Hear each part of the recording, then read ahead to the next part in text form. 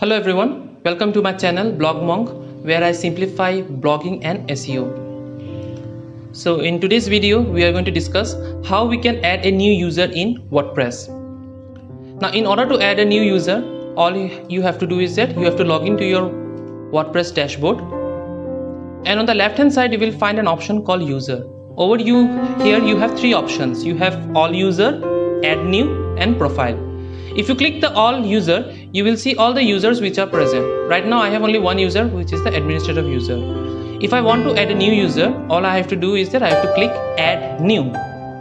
Once I have clicked add new, the first two options are compulsory. You have to give a username. So for simplicity reason, let me give a username as QQQ. You have to give a valid email ID. So let me give an email ID. This is not a valid email ID which I am giving over here. This is just for sample purpose. You have to give a valid email ID. You have to then mention the name. You have to mention the last name. Now these first name, last name websites, these are all compulsory. These are not required if you do not want to give. Then you can generate the password also. So if you click generate password, a new password will be generated each time. So select a password which you find is strong enough, preferably hide it, and then don't forget to tick this option. By default it will be ticked only. Send the new user an email about the account. So if you want to create an account for a user, you have provided the email ID of that user, then kindly tick it. He or she will get a notification. Now when you are creating a new user, there are certain roles which you can provide to that user. Now let us see what are these roles. Now, an administrator, it is a person who has all the access to the administrative features within the single site. So this website, this sample website, this is a single site. In this site, the administrator, over here I am the administrator, I have complete access to the everything which can be done on this website. So if this particular username QQQ, if I make him or her as an administrator, he or she will have the complete access to everything in this website. Now who is an editor? An editor is someone who can publish and manage posts of others. Who is an author? An author is someone who can publish and manage posts of his or her own. So author can publish posts of his or her own only, and an editor can publish posts of others. So this is a key difference. Who is a contributor? A contributor is someone who can write and manage their post, but they cannot publish. So a contributor cannot publish post. Who can publish the contributor's post? Once a contributor writes an article, he or she will send that article to the editor. The editor has the authority to verify the article and then post it on behalf of the contributor. And who is a subscriber? The subscriber will have the lowest privilege.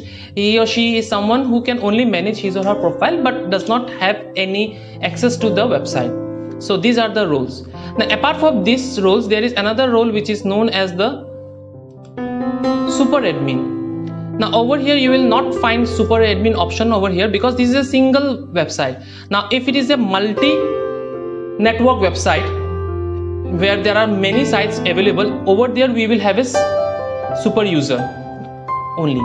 But for normal non-multi sites like the one which I have over here or the one which you are having, I believe your administrator has the highest level of authority.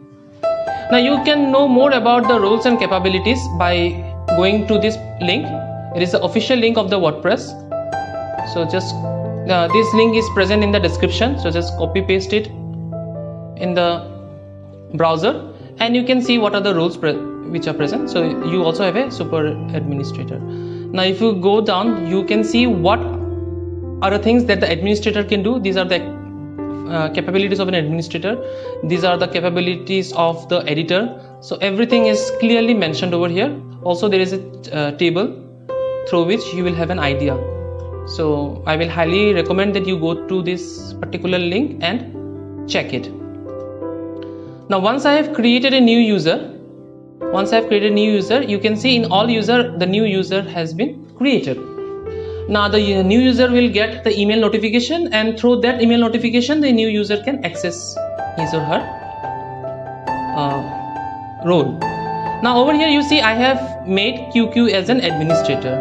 Now suppose in near future I want to change this person from administrator to an editor. All I have to do is that I have to click edit, and then I can go over here and I can make him or her as an editor, and I can update it. So now when I go to all user, I see that this QQ becomes an editor. Now not only this, apart from this, we can also, there are many things that can be done. You can change, whenever the editor access, you can change the color of those default theme. Right now it is black, as I've selected black and blue as the default theme. You can select your own color. You can change your name, last name. You can change your nickname. You can change this email ID. You cannot change, so this is something which is fixed. You can add the biographical information. What is the user, he or she can add his or her information, and also the profile picture along with reset password options are present. Now it is highly advisable that you should never mention the original name. Basically, you should not display the original name in the publicly. What do I mean by that is that, suppose, let me show it to you. Now my name is Mosham. Now when I want to log in, the name which I have given is also Mosham, and when a post is published, when any post is published, you will find that it is published by the name Mosham only. So if anyone wants to access my website, that person will have 50% of the information, because whenever a person wants to access my website, he need two things: the username and the password. He need two things. Now my username is already present in the blog because I have written my name over there. So it is highly suggested that whenever you are creating a user, always give the username as something different. Now what I recommend is, suppose over here, what I recommend is that you just generate a random number. For example, over here, when you are trying to add a new user, just give a random generation, copy this and paste it over here. Now I'm going to show you, obviously this is not going to be displayed in the post. How to do so, I'm going to show it to you right now. Just let me create a user first. So I have created a user. Let me make him as an author.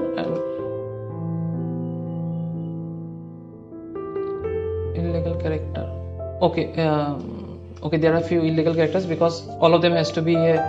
So just let me write something random value. Okay, so this is a very random username. I have generated a random username. Now let me generate it. Okay, this email ID has been used. Now let's see. Yeah, now I have created it. See, this is a random username. Now whenever I post through this, now don't worry, I will change the username. Go to edit. Over here you have nickname. In the nickname portion you can give him surname. Let me give him the name as Amit. Now the name which you want to display is Amit, and now you update it. Now whenever this particular user will post an article, his article will be posted with the name Amit, as you have mentioned in the nickname.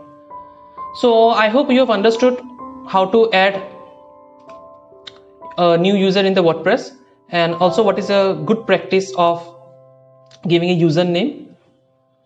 If you have liked this video, kindly hit the like button, share it with your friends and family members, and comment below regarding this video. Thank you.